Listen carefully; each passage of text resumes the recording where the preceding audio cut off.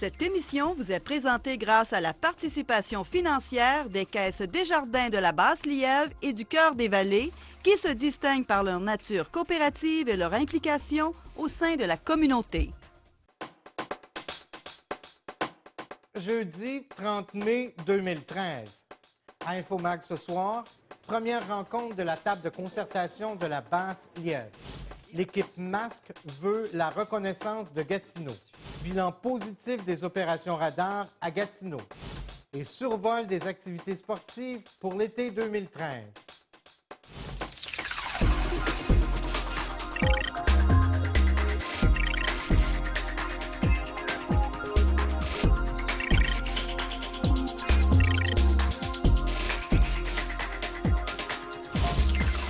Bonsoir, mesdames, messieurs. Bienvenue à la dernière édition d'Infomag pour la saison 2012-2013. Eh bien, c'est ce matin qu'a eu lieu la toute première réunion de la nouvelle table de concertation de la Basse-Lièvre. En tout, près de 25 personnes représentant autant les milieux communautaires, scolaires, le milieu de la santé que le milieu politique se sont présentés. Le but de la réunion était de jeter les bases de fonctionnement de la table, mais également d'établir les grands enjeux qui vont être étudiés. Le coordonnateur de la table, Normand Prézot, s'est dit tout à fait satisfait de la participation des gens. On a une belle diversité, je trouve, de gens qui ont confirmé et qui ont répondu à l'appel en venant. Je pense qu'il y a un grand intérêt pour avoir une table de développement où ça permet vraiment au milieu communautaire, au réseau de la santé, mais à tout autre aussi organisme et même les citoyens. Moi, je souhaite réellement qu'à notre prochaine rencontre à l'automne, qu'on ait des citoyens, qu'on ait monsieur et madame tout le monde qui se déplacent pour venir à cette rencontre-là parce qu'ils sont aussi concernés. Notre objectif, c'est aussi de développer des projets pour améliorer la qualité de vie de nos citoyens. Bien que la politique du Parti Action Gatineau en matière de salubrité des logements ne soit pas encore établie, le chef du parti, Maxime Pedneau-Jobin, offre maintenant son aide financière pour effectuer des études afin de déterminer comment la Ville peut intervenir. Pour M. Pedneau-Jobin, on ne peut rester insensible face à la misère humaine. Il a d'ailleurs été un des deux seuls conseillers à avoir rencontré le directeur général de Logement en Occupe, François Roy, au moment de sa grève de la faim. M. Pedneau-Jobin souhaite obtenir des données précises sur la salubrité des logements. On est devant deux interprétations. Nos fonctionnaires, la Ville, nous, on dit on fait le travail, c'est-à-dire qu'on intervient, on envoie des inspecteurs, les propriétaires font des corrections, et ça va. On a de l'autre côté M. Roy qui dit non, les inspecteurs font faire des corrections, mais ça reste pas habitable. Fait que moi, ce que j'ai dit à M. Roy, c'est qu'on est vraiment devant deux façons de voir les choses. Fait que, ou bien la santé publique détermine ce qui est habitable ou pas, donc un tiers qui intervient, ou nous, puis c'est là où j'ai offert mes services, j'ai dit, moi, si vous voulez que je vous aide à financer une recherche là-dessus, où on regarde quels sont les endroits où la Ville est intervenue, mais que ça n'a pas vraiment changé. Et ni la Ville, ni évidemment pas la Ville, mais ni M. Roy est capable de me donner ces adresses-là. Alors que pour moi, il faut être concret comme ça. De la misère humaine, de la pauvreté, il y en a. Nous, on essaie de lutter contre ça avec plus de logement social, avec une politique de développement social. On a des mesures générales, mais pour ce qui est du logement lui-même, pour moi, il y a un travail plus pointu à faire. Parce que vraiment, là, je suis devant des fonctionnaires qui disent on le fait puis ça a marché, puis des citoyens qui disent ça ne marche pas pantoute. L'équipe Masque, qui signifie modification d'automobile, sécurité et contrôle, qui est déjà bien implantée à l'Ange-Gardien et qui organise des activités de sensibilisation sur la bonne conduite automobile, a maille à partir avec la Ville de Gatineau. Rappelons que Masque est un organisme à but non lucratif qui accompagne les jeunes qui modifient leur voiture en leur enseignant la conduite responsable. Eh bien, alors que le CLD de Gatineau s'apprêtait à offrir une subvention, deux conseillers municipaux, dont Luc Montreuil, auraient mis des bâtons dans les roues de l'organisme en prétendant qu'on prônait plutôt la vitesse. L'équipe Masque s'est d'ailleurs présentée au conseil municipal de Gatineau mardi dernier pour tenter de corriger la situation.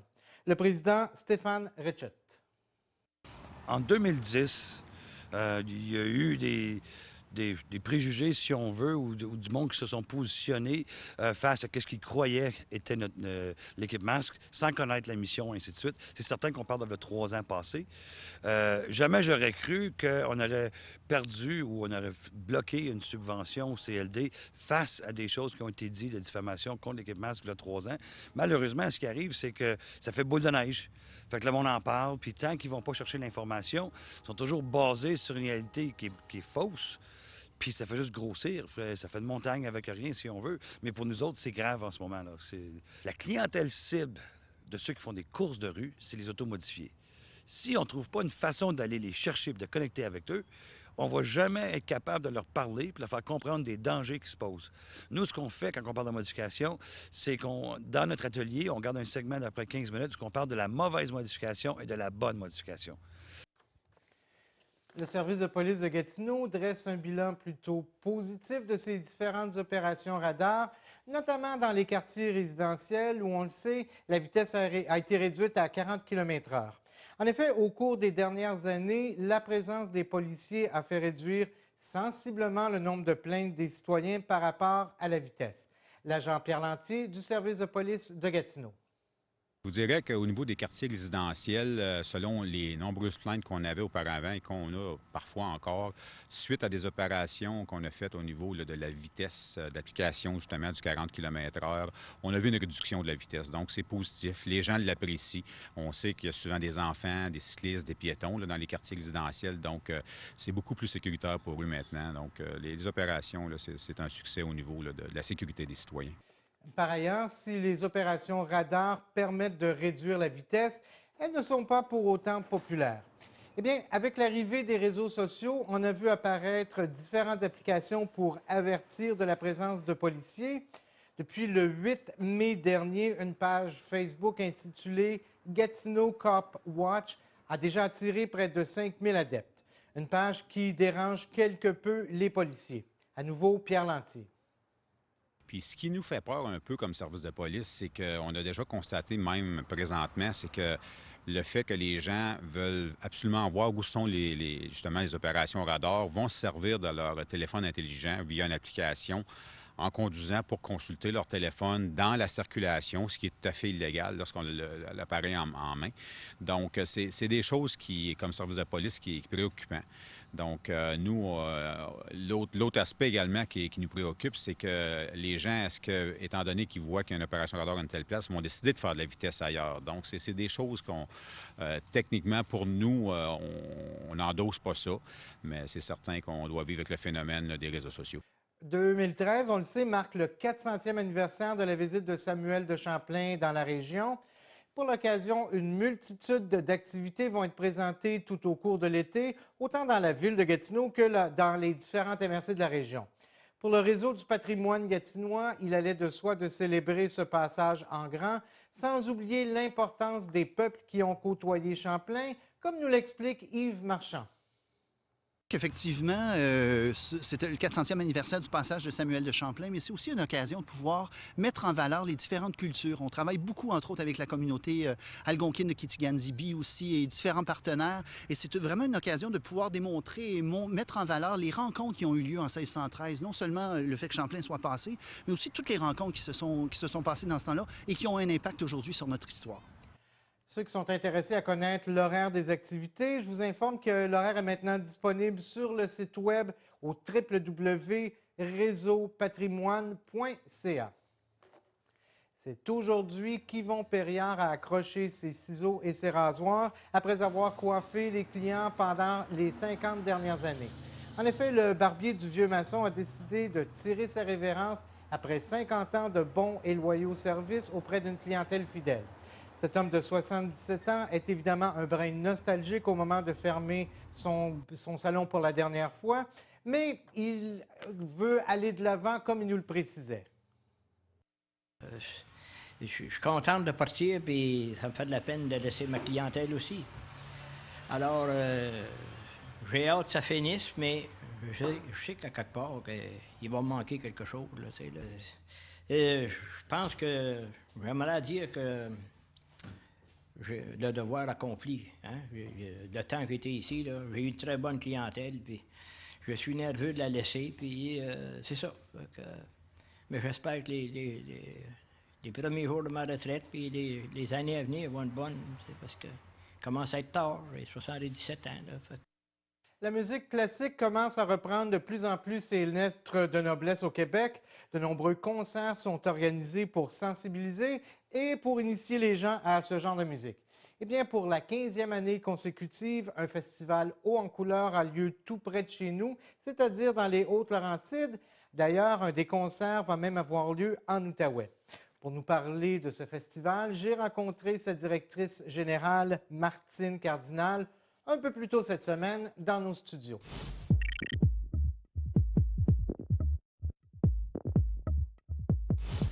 Martine Cardinal, merci de venir nous rencontrer ici, pour moi. Dans le secteur de la ville de Gatineau-Buckingham.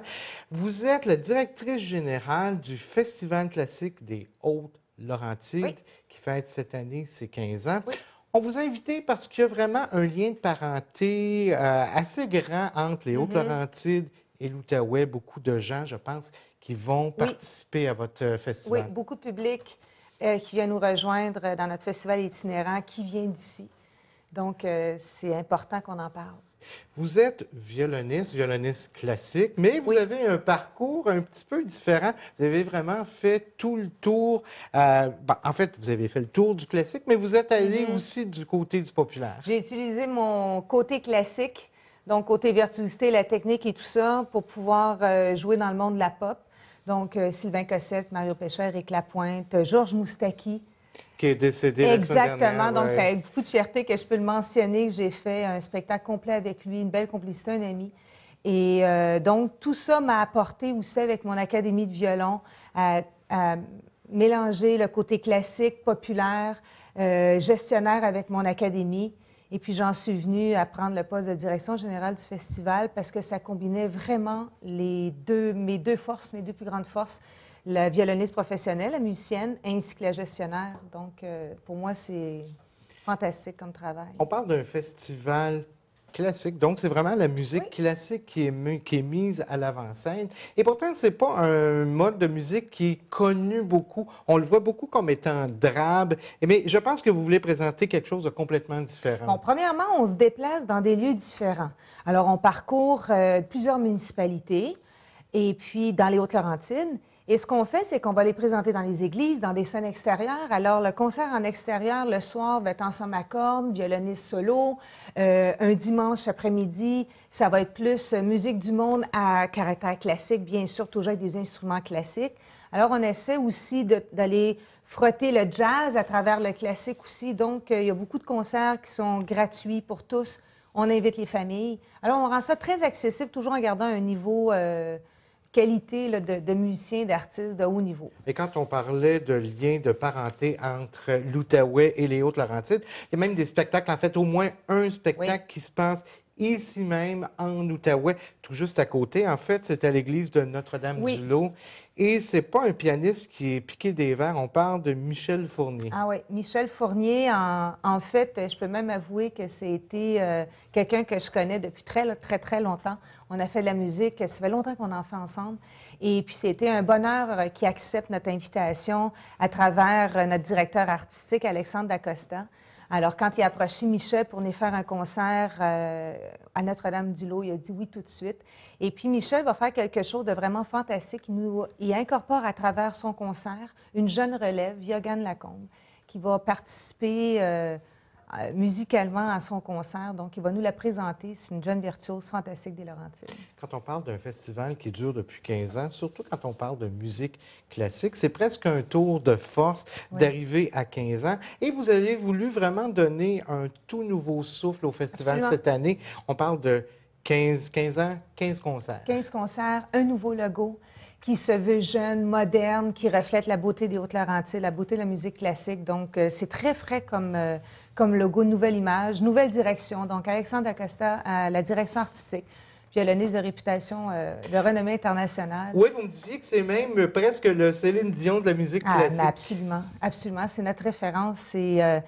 C'est un jeune prodige qui est extraordinaire et puis qui était porte-parole depuis 3 ans au Festival classique. Et puis là, quand on lui a demandé de prendre la barre artistique, C'est avec plaisir qu'il a voulu partager ses contacts, partager la connaissance avec ses collègues pour nous amener une brochette d'artistes extraordinaires cette année. Et là, avec ce nouvel envol, ce nouveau souffle, on veut vraiment faire parler du festival pour rendre cette musique classique encore plus abordable, encore plus facile d'accès. On ne peut pas vraiment encore donner toute la programmation, mais on peut quand même donner un petit avant-goût là, du genre de musique que les gens vont être en mesure d'entendre. Là. Et on peut peut-être rappeler les dates du 13 au 31. En fait, le lancement est le 13 juin. Oui. Ça va se faire à Nomineng. Et puis, la saison pour le festival cette année commence le 29 juin, se termine le 31 août. Alors, il y a toujours notre site Internet www.concerthautelaurentide.com pour pouvoir voir toute la programmation. Et puis, cette année, on va entendre, il va y avoir des groupes avec 8 musiciens sur scène avec guitare. Donc, on va entendre du manouche, on va entendre du folklore, on a un ensemble klezmer, qu'on va entendre la musique d'Europe de l'Est. On a un pianiste extraordinaire, gagnant de 2 Juno, qui va venir faire du jazz classique. On a Alexandre Acosta qui nous fait le bonheur de nous présenter 3 beaux concerts en musique de chambre, en solo aussi. Il va nous faire les 4 saisons de Vivaldi cet été. Donc, il faut aller voir le site, il faut se promener, puis venir nous encourager. Donc, on laisse tomber les préjugés et quand on parle de musique classique, c'est tout un éventail. Et moi, je vais être là tout l'été pour recevoir les gens. Je présente les concerts. Donc, c'est un bonheur de les rencontrer. Martine Cardinal, merci infiniment d'être venue nous rencontrer. On va vous souhaiter un merveilleux festival. Merci beaucoup. On va rester quelques secondes.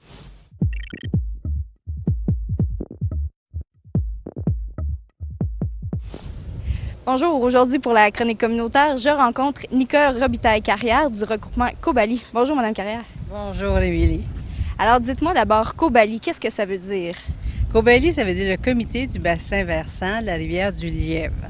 Alors bassin versant, on s'entend que c'est un milieu géographique déterminé par les montagnes qui ne respecte pas les frontières administratives, qui est délimité par la géographie du territoire. Alors, on remonte, la tête du Cobali se trouve dans la Mauricie, en haut de Latuc, et on descend ici jusqu'à Masson, l'embouchure, dans l'Outaouais.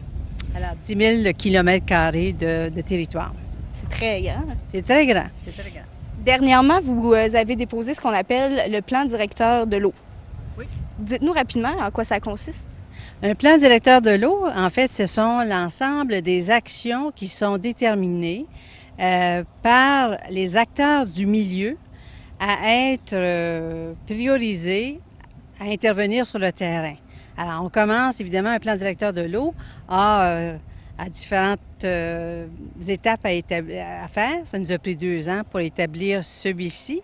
On avait fait une première édition 2007-2012. Là, on a fait l'édition 2013-2018. Alors, depuis 2011, on travaille à établir le portrait. Et pourquoi qu'on a refait le portrait, malgré qu'il y a toujours des données qui s'ajoutent à chaque portrait, mais spécialement en 2009, parce qu'on est devenu ce qu'on appelle une des 40 zones de bassin versant mandatées par le gouvernement à faire ce plan directeur de l'eau. Et là, le Cobali, on a ajouté le ruisseau Pagé, excusez, et le bassin versant de la rivière Blanche à l'est, entre Thurso et Buckingham. Donc, ce terrain-là qui s'ajoute au Cobali a fallu faire leur portrait. Le portrait nous amène à faire un diagnostic. Le diagnostic nous amène à poser des enjeux. Et en concertation avec les acteurs de l'eau de tout ce grand territoire, évidemment, on le fait à travers de sondages et de réunions. Et ensuite, on établit les grandes orientations qui sont basées sur la qualité, la quantité, l'aspect social, l'aspect, j'en oublie 2, là, bon, en fait, disons qu'il y en a 5, là, je vous le dis, il y en a 5, là, mais j'en oublie 2. Et tout ça pour nous amener à un plan d'action. Tout ça a aussi été déposé le 24 avril au gouvernement.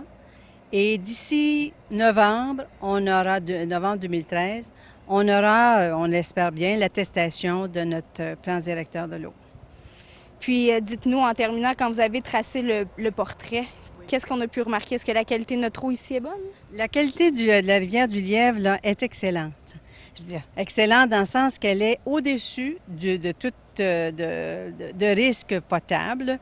Et donc, on est très content de cette situation-là. Si on se compare à la Yamaska ou en fait d'autres rivières dont on connaît là, par le biais des mauvaises nouvelles au bulletin de nouvelles. Bon, bien, parfait. Merci beaucoup, Mme Robitaille-Carrière. Ça m'a fait plaisir. Alors voilà, c'était Émilie Charon-Pilote et Nicole Robitaille-Carrière pour la chronique communautaire.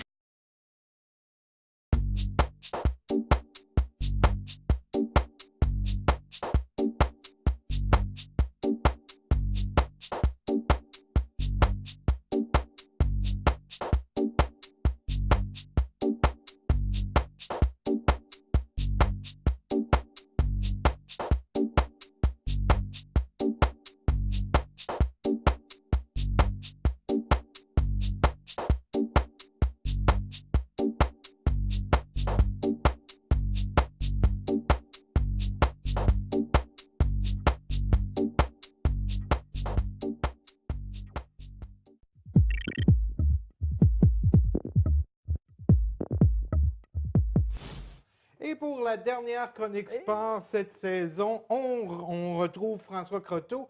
François, on va parler de différentes activités qu'on va pouvoir faire tout au cours de l'été. Absolument. Si on commençait avec le demi-marathon au profit de la Fondation Santé de Papineau qui s'en vient là, très bientôt. Oui, ça va avoir lieu dimanche le 16 juin. Le dimanche de la fête des pères, oui, voilà. Si ma mémoire est fidèle. Il va y avoir différentes courses d'organiser et différentes marches. Aussi, on peut courir ou marcher. C'est un marathon, c'est le demi-marathon de la santé, donc tout est permis. Ça va débuter à 7h45 avec les marcheurs 21 km. Et tout au long de l'avant-midi, il va y avoir des départs là, à 8h, 8h45, 9h15 et 11h. Alors, c'est une très belle activité à faire. On va espérer peut-être pas du temps aussi chaud qu'on a présentement, parce qu'on sait que courir ou marcher au gros soleil, c'est plus dur, mais c'est quand même le matin. On est au mois de juin. Moi, j'anticipe un très grand succès pour l'événement, et c'est ici même à Buckingham. Voilà, et alors on peut aller, si on ne court pas, on peut au moins aller encourager les coureurs Absolument. sur le long du parcours. On se transporte, mais on reste dans notre secteur, on se transporte dans des sports nautiques parce qu'on sait depuis l'année dernière, le Centre nautique de la Lièvre qui organise toutes sortes d'activités. Oui, c'est justement sur la rivière du Lièvre. On y accède par le parc du Landing qui est situé là, du côté nord du secteur de Buckingham. Et justement, samedi le 15 juin, journée porte ouverte là-bas. Ça va vous permettre d'aller essayer les pédalos, canots, kayak. Mais attention, là, ce n'est pas une armada, donc on est peut-être mieux de réserver un peu à l'avance. Voilà. Mais il va y avoir quand même, là, vu que c'est porte ouverte, vous allez pouvoir essayer. Il y a du barbecue. Dimanche le 16 juin, c'est également ouvert, mais là, c'est tarifé. Les heures d'ouverture sont de 10h à 16h. Attention, samedi, c'est 10h à 14h. Et après ça, lundi, mardi et mercredi, pendant tout l'été, ça va être ouvert du 22 juin au 2 septembre, de 11h à 19h. Attention, le jeudi, c'est fermé. Et le dimanche, c'est de 9h à 17h. Écoutez, ceux qui ne sont jamais allés faire un tour sur la rivière du Lièvre, c'est réellement très, très beau. Il y a de très beaux paysages. Et c'est très sécuritaire parce qu'il y a quand même les bouées là, qui vous empêchent là, de vous diriger vers justement les chutes. Là. Alors, écoutez, très belle activité familiale. Et comme on le disait tout de suite, juste dans la chronique communautaire tantôt, c'est une belle rivière, une rivière de très belle qualité. Oui. On parle maintenant d'une activité qui se passe du côté de la petite nation, le tour du lac Simon. Oui, il n'est pas trop tard pour s'inscrire, mais le temps presse. C'est en fin de semaine, vendredi et samedi. Samedi et dimanche, là, le 1er et le 2 juin. Samedi, le 1er, les départs se font de Papineauville. Dimanche, c'est du côté de Chénéville. Un très beau tour là, qui grandit d'année en année. Il y a des circuits pour tout le monde. Il y a des circuits familiales. Attention, casque de vélo obligatoire. Et enfants de 14 ans et moins doivent être accompagnés d'un parent. Voilà. Bott sort d'un jour. On sait que l'activité a connu beaucoup de succès au cours des dernières années et ça s'en vient en fait pas en fin de semaine, la fin de semaine prochaine. Effectivement, le 8 et 9 juin. Voilà. Et c'est une activité au départ qui était prévue pour les tout jeunes, mais je pense que les papas se font un plaisir d'y aller. Écoutez, c'est la chance de votre vie de pouvoir voir le fonctionnement et d'en faire fonctionner une. Ce qu'on appelle une rétrocaveuse, là, en bon québécois, une pépine. Une pépine, oui. Et il y a d'autres, il y a des chargeurs, en tout cas. La panoplie d'équipements est là. Alors, c'est à l'aéroport exécutif de Gatineau. Tout près de l'autoroute 50, là, direction Est, sortie du boulevard de l'aéroport. Alors, c'est l'occasion de revenir en enfance. Très intéressant comme activité. On sait que les Jeux du Québec qui ont eu lieu en 2010 à Gatineau ont apporté des installations assez spéciales pour le BMX dans le secteur Angers. Et on a la Coupe Québec qui s'en vient, en fait, en fin de semaine. Oui, beaucoup de choses, comme on le voit là, en fin de semaine. 1er et 2 juin, du côté du parc Gilles Maisonneuve, Masson-Angers, dans le secteur Angers. Très belle piste de BMX et c'est spectaculaire. Pour ceux qui étaient là aux Jeux du Québec, qui ont eu une chance de voir ça, là, je peux vous dire que les jeunes, là, ils s'en donnent à cœur joie et vous allez voir des bons, des sauts là, assez prononcés de la part là, des compétiteurs. Une activité haute en couleur à mettre à l'agenda pour cette fin de semaine. On va évidemment souhaiter qu'on ait de la belle température tout au cours de l'été. Oui. Et si la température est belle, on a plein de plages dans les alentours où on peut aller, entre autres, là, du côté du lac Beauchamp. Oui, effectivement. Vous savez que la ville de Gatineau, là, il y a enfin 3 plages là, majeures. Lac Beauchamp, où il y a également possibilité de louer là, des pédalos. Il y a aussi des sentiers de nature. La plage est surveillée avec moniteur là, de la Croix-Rouge. Au lac Limay, c'est la même chose.